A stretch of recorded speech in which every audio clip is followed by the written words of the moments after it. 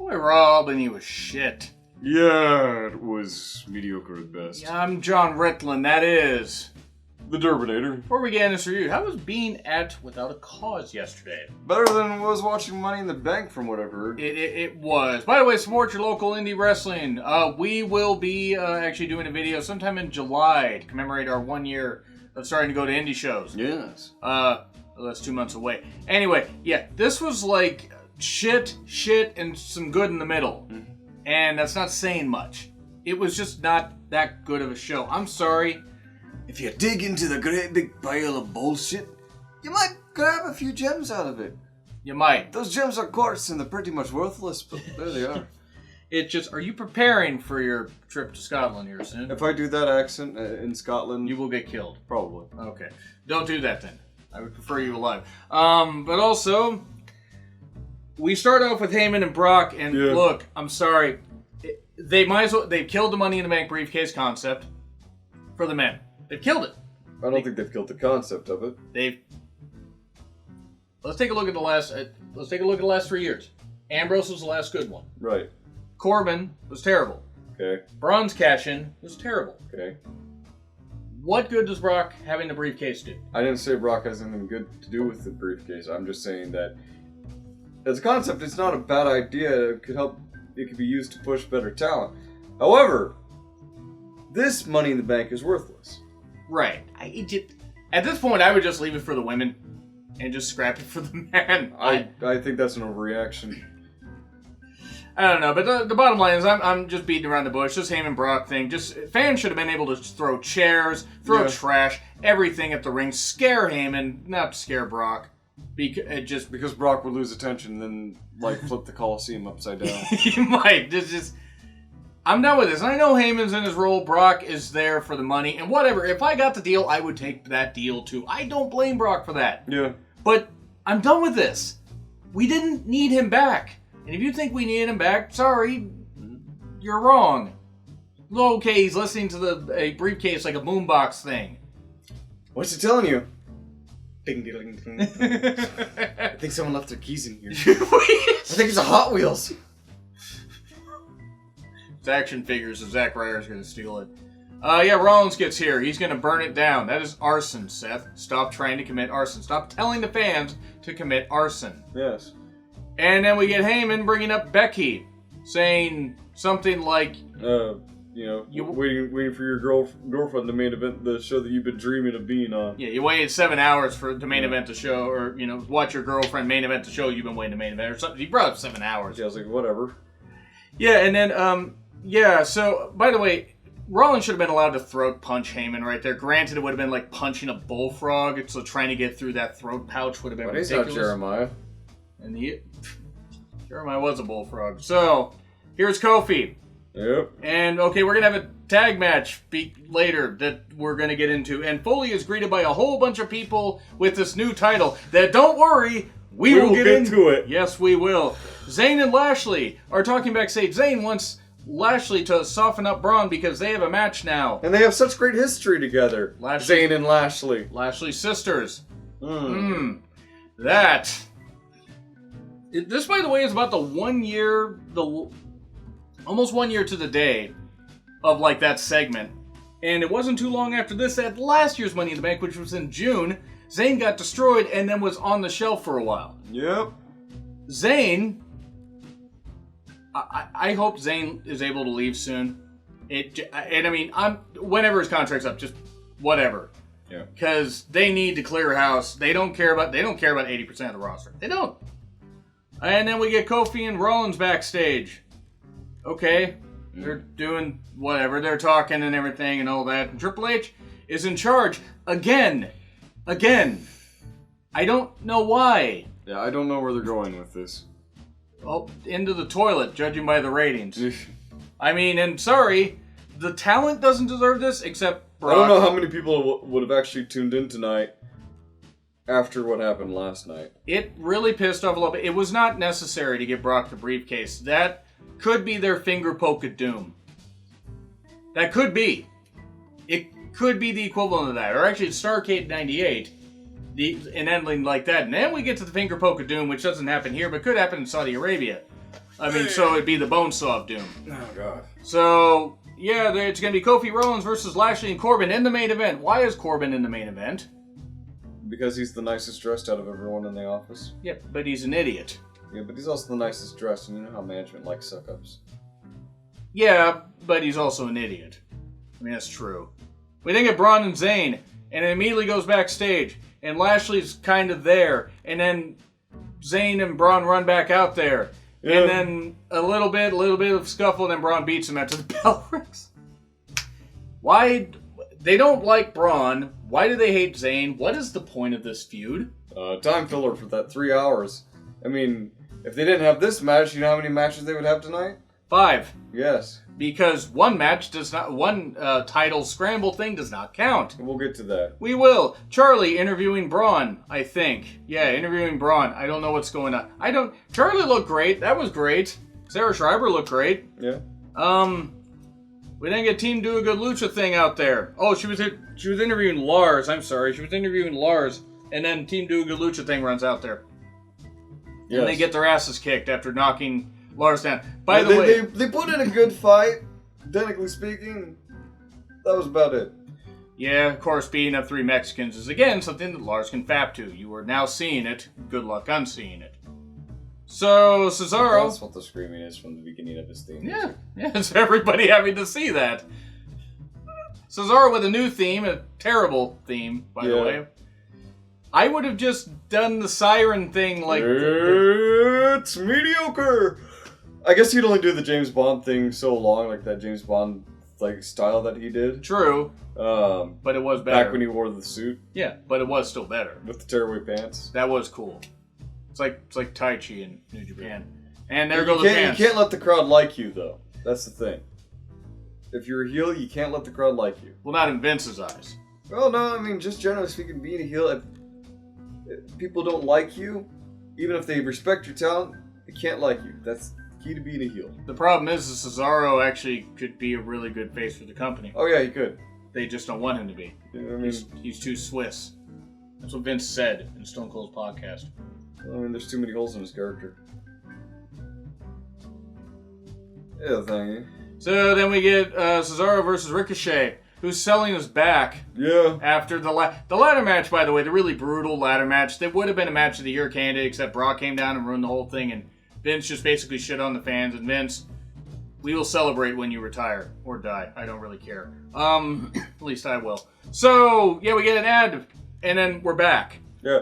And then Secret Life of Pets 2. Got me to the theaters in the middle of this match. During some cool spots that Ricochet and Cesaro were doing. Stupid. And I know you're trying to appeal to kids, but kids are dumb, so why are you trying to appeal to kids? Because they need money. The kids need money? Also, yes. Okay. Look, Not under this administration, though. Yeah. They ain't gonna be getting that. All right. Anyway. Look, I get that they're sponsors, but they pace the show so bad with the commercials. Yeah. Then Cesaro wins. Put something like that in a non-exciting match, people forgive it. In this match, it was good. It could have been. As short as it was. Yeah, I mean, Ricochet was selling his injury, so they'll have a better match later down the road, but still. Yeah. This didn't do any favors for anybody. Nope. So yeah, then we get Styles and Corbin. Please don't give us this match a stomping ground. I'm sorry, stop putting Corbin in meaningful matches. He's not meaningful. Nope. And Styles slapped him. Should have slapped him a lot goddamn harder. Might have knocked some sense into him. Broke his jaw. I don't care at this point. Maybe not break his jaw. Because then, he would be mumbling his own lyrics. Yeah. So then prospects with Corbin are as sad as his torso. Jesus Christ. We then get... Nice. We then get Reigns down there. And then Shane. We're getting Reigns versus Shane in Saudi Arabia. Well, it's a great thing I'm going to be not watching that while I'm in Scotland. Because it's what day? That's the 7th, actually, so yeah, you will be. Even if you weren't, guess what? You'd be at work. Mm-hmm. So I will be watching it, reviewing it. And I'm sorry. I'm not sorry. I know. I'm sorry that you have to deal with that. The Crown Jewel review got almost 1,500 views, so that's why I'm watching it. Because people like hearing me rant about stuff. Goldberg versus Taker. Fuck anybody that thinks that's a good idea. Except if you're friends with me, and I really just don't get it. I just don't. But yeah, Reigns versus Shane. You're allowed to have your opinion, even when it's terrifyingly wrong. Even when it's and just atrocious and an affront to humanity. Even when it's just terrifyingly weird. I just don't understand. 2009, I could understand that match feeling. We then get Miz and Shane and Drew. And then we get some Uzi Hot recaps. Because why the fuck not? If you want to keep alienating the fans, let's recap the juvenile humor that 12-year-old me would have found still embarrassing back in the Attitude Era. By the way, the Uzi Hot segment still not as bad as The Brock. Attitude Era was... That was up to 2001, Chris. Up to 2001. Up to 2001. What 10-year-old me would find still embarrassing at that time. I was 20 years old when the Attitude Era ended, Chris. Mm-hmm. Thanks for making me feel old. You're welcome. By the way, the Uzi Hot segment still less terrifyingly bad than Brock winning the Money in the Bank briefcase. We think, and that's saying something. Usos versus the Revival. Hey, look, it's not Uzi Hot on a pole match, unfortunately. No one would be able to climb that. What the fuck greased up the pole? Would be the second greasiest pole I've seen in a wrestling match. Anyway, you don't want to know about the first. Hey, it was a good match. It was actually a good match. This is the first good thing that happened the entire night. Yes. Well, to this point. Good stuff. Revival won. Hey. Holding the tights, but still, they won. Because they're the heels, even though they were the ones who were subject to torture and public embarrassment. So naturally, Chris, it's because they requested the release and turned down the deal, they are the heels. There we go. There we go. Or maybe they signed new deals. I doubt it at this point. Yeah. It's a new deal. Yes, it is. No, Vince, it isn't. No. Alright, Xavier, thanks for coming in. I mean, we know what he already came in before. Anyway, so we get, I had to say it. You didn't. Yes, I did. No, you didn't. It's like you chose to. It's a sickness. Anyway. Wow. You need medicines for that. So yeah, Revival won. We then get Alexa and Nikki talking backstage. And then the Revival celebrating like they won the goddamn World Series. Doing the Santino trumpet thing. I don't know why, but whatever. Yeah. And then we get the Firefly Funhouse. Let him in, it's over. Instantly. Let me in. No. Not by the hair, I don't give a fuck about this segment. Not by the head of my chinny chin chin. Oh. Then we get a moment of bliss with Becky and Nikki standing there. Then the Iconics come out and interrupt. And then Lacey comes out and interrupts. And Becky says, I will take on the Iconics and become Becky Treebelts. I'm laughing. Because I'm immature. Yeah. We then get a match. Yeah. She doesn't speak English, she speaks Irish. Yeah. It was kind of funny, though, how Becky said about, Alexa doesn't want to, be in the match. And she said, you could just sit there and look pretty, the man will handle this. This was good. And then the match that followed was... The way Becky tore them down during that segment was very good. I like watching Becky tear other women down. I know. I'm not talking about a segment anymore. Right. I wasn't talking about a segment before. We all know what you is. I know, yes. We're not here to kink shame much. So then we get Becky, Nikki, and Alexa. Alexa mainly outside because she can't wrestle because she's made of glass. Which I think it's for the best that she stays out of the match. She's not going to wrestle again. And she no. shouldn't. But they faced Lacey and the Iconics. It wasn't a bad match. It was what it was. It was nice to see Lacey still getting the opportunity here to be equal to Becky. Yep. And then Billy gets pinned. So your tag team champions that have not defended the title since they won him at Mania keep taking pins. I think they defended it once in like a quick... On a SmackDown or something like that. Maybe it was against Jobbers? Yeah, it was against Jobbers. Yeah, it was. Yeah. Okay, so they haven't defended them at all since Mania. It didn't count. Hey. Okay, so yeah. Then this is where the stuff ended. It was good. Hi, so we're like, what, this is the fourth match? We are about 2 hours into it. Yeah, this is the fourth match of 6.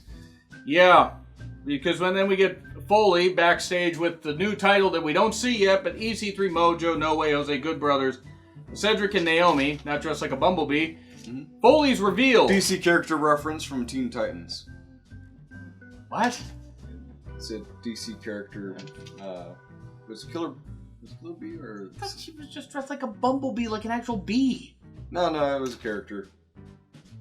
Okay. Got to balance out all those Marvel references with at least some DC, right? They're referencing DC Marvel. fanboys. They're referencing Marvel and WWE. No, they never do that. No. Anyway. Right. Back on subject. Foley's reveal. As he was getting into the ring, the bag came loose and you could see part of the tile. And my first thought was, oh no, they're bringing back the greatest Royal Rumble belt. Foley's sack. But it was worse. Yeah. Foley's sack, by the way, came undone and revealed what was inside. And now you can't unsee it. Yeah, because that belt is atrocious. That is really, really bad. Oh, by the way, what is it? It's the 24/7 title. Yes, with the logo that they use for the 24/7 Chronicle. Which means they asked the graphic designers, like, can you make a title for like a 24/7 title? I got you. Hold on. Grab that PNG. Let's copy that into Photoshop. Let's turn that gold. Perfect. Perfect. Oh, wait, hold on. Emboss. There. Perfect. That's the design. Did you just take that off the Chronicle? No! I just made it here. Chris, are you implying the WWE creative is lazy? Because you're right. Also, their graphic design department's fairly lazy. They're either lazy or they're being overworked. And they Except for the guy who's been making some of the pay-per-view stuff recently, you're doing pretty good. Or it could be a woman doing it. We don't judge. Could be hey, maybe that's why it's being done well, is because it's a woman doing it, because the guys just don't give a shit. So anyway, see? I can be equal rights. I can't wait till you do. But 24/7 title. The idea is this title is defended in the 3rd hour of Raw, and if you have the title, you can be pinned backstage, in a hotel, in anywhere. It is the hardcore title, only worse. Because it doesn't look as cool. Also, it is just bad. Bad. It's bad. You know it. Shimon. Yes. I actually met someone named Shimon. Did you? Yeah. Wait, weird. Really? Did you keep making that joke? I tried not to. But you they work at Safeway, and I was just like, I didn't want to order my sandwich and then just go, excuse me, Shimon! My sandwich, Shimon, please hurry. So, yeah, 24/7 title. It's in the ring. Foley says, I'm not going to be competing for it, but a whole bunch of guys. So basically every mid or low card guy that never gets on TV that you saw backstage, plus a couple others. No way! Jose, Mojo, Raleigh! EC3, Cedric. I can't rhyme. Drake is out there. Hilariously. Sure. He's a good comedic balance for this segment. He is. Good brothers, Titus and Eric Young, who, by the way, was drafted to Raw. So they're doing this weird stuff in this horrible freaking, just tripe look. I get to this PG, and maybe you want to try to do something a little edgy. You don't want to do headshots or weapon stuff. Why? You have too many championships that aren't defended anyway. Yeah, but anyway, Titus O'Neil, he gets into the ring, he gets the belt, he runs up the ramp, only to get ambushed by Bobbert Roode. Bobbert Roode rolls him up for the win, the ref counts to 3, and then Bobbert Roode hauls ass out of there. And of course they have the white guy steal something with the and then we'll get to what happens to him in a little bit. Yeah, so 11 different titles now, and barely any of them are defended. Yeah. So yeah, then we get Roode evading everyone. Might as well just play the Benny Hill music. No, that was a great suggestion we saw on Twitter. Shout out, by the way, sorry I forgot your Twitter handle, but Onirikaku, your woman. Sorry, I don't know her name. Kitsune Rikaku. I don't remember the username. Thank you. Now, sorry, I'm very tired. Very good reference by you. Should have been the Benny Hill theme. So evading everybody, and then Drew and Miz have a match. Shane interferes. Of course he does. And because Miz can't win a match. Yeah, Drew can't. Miz has taken more losses than I expected. Yeah, he should have won something by now. Yeah, this is. I mean, besides Murray's, in the last 2 months. But yeah, so Drew wins, and then Roman runs down. He's worth more than that. Roman? No, Miz. Oh, Roman runs down. They hate Drew, by the way. I don't think so. They should make Drew champion. They should. Then they hate him. He should have been champion by Crown Jewel. They like Brock Lesnar more than they like Drew McIntyre. That doesn't mean that they hate him. It's just that Vince McMahon's got a raging jackhammer. Yes.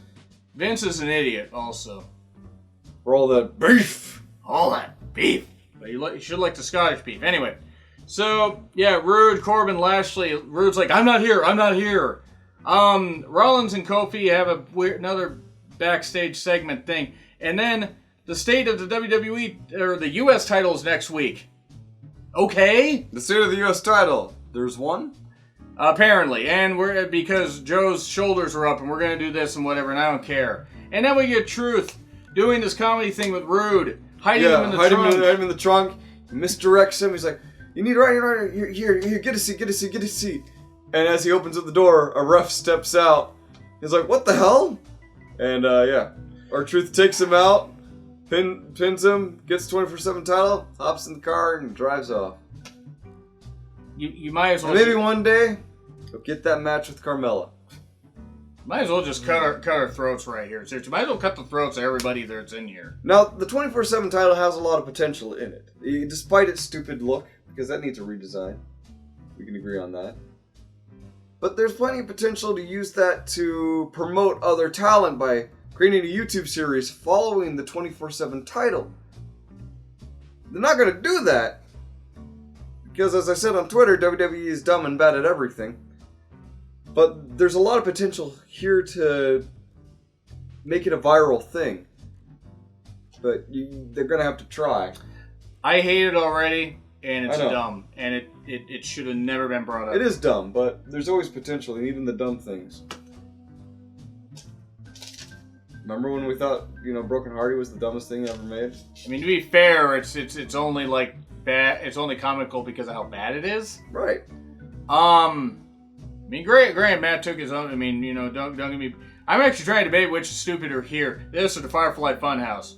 So the answer is Brock winning Money in the Bank. Yeah. So Kofi Rollins versus Corbin and Lashley. Right. Corbin in the main event again. No DQ, by the way, just announced all of a sudden. Hey. At least Kofi pinned Corbin. We get some weapons out there. Kofi pins Corbin. Lashley spears them both. Brock comes down. He's threatening to cash in. He doesn't. Because both Seth and Kofi are raring to go. Seth's got a chair. Kofi's ready to fight. Brock backs away, and Paul Heyman encourages him to, let's do this again next week. And we'll reveal who you're going to cash in on. Man, Vince is willing to break the bank just to try and get viewers. Too bad he doesn't realize that booking Brock Lesnar is not exactly the wisest idea in the world right now. It's not. I'm going to say this. I hope the ratings keep falling. I hope Vince has a freaking aneurysm. I'm sick of this. What are you going to give Raw? It's a fucking D. I want to slap this episode across the face. I'm going to slap Vince across the face. Alright, he wants to slap it with the D. I'll slap it with the D as well. And if you agree, D-Poll up here. Yeah, leave comments. Right along with us. Or, leave a comment down below. Like, dislike, hit subscribe. We'll be here every Monday and Tuesday that we can, except for me. I'm going to be gone a couple weeks in June. We'll announce that next week. But we will be doing our Double or Nothing predictions. I don't know if that show's going to be that good, but for fuck's sake, at least an alternative.